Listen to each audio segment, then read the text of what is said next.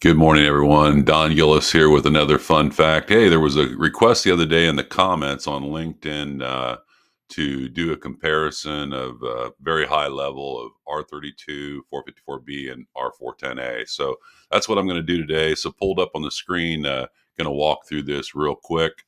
Look at the capacities here on the BTUs. 410A, and this is in the same application, by the way. If 410A, for example, was running at 156, um, the capacity for 454B would be 152. R32 would be approximately 171. Now, when we get into the COP, this takes into consideration of not only the capacity, but the efficiency of the system. The higher the number, the more efficient it is. Okay. The COP is simply the coefficient of performance. All right.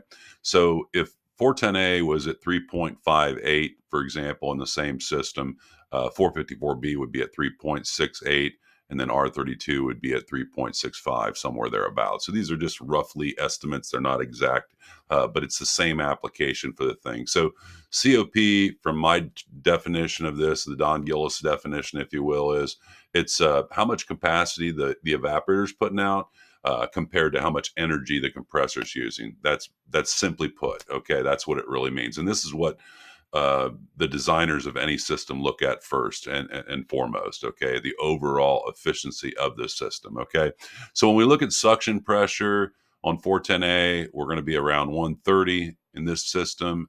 If that was the case, it'd be around 127 on the 454B and 133 on the R32.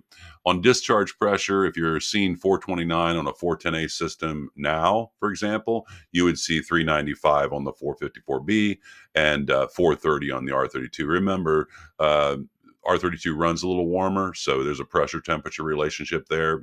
Um, Going down to the discharge temperatures, if we're seeing 167 on the discharge line, about 6 inches out from the compressor, we would see 177. Remember, from the 410A to the 454B, we removed that R125, which was a fire deterrent, if you will, and it also kept that discharge line cool because of the R32. And then on the R32 single component, it's going to run about 195. So it's going to run a little hotter, and therefore it's going to take a different POE oil. The POE oil for R32, or pardon me, 410A will be POE 32. The POE oil for 454B will be exact, POE 32. And then on the R32 refrigerant, it'll be at POE 46. So it's going to be a higher viscosity, give it a little bit more lubricity because it runs a little warmer. So that's all I have for you today. I'm Don Gillis. That's your fun fact. Remember, as always, be kind to one another.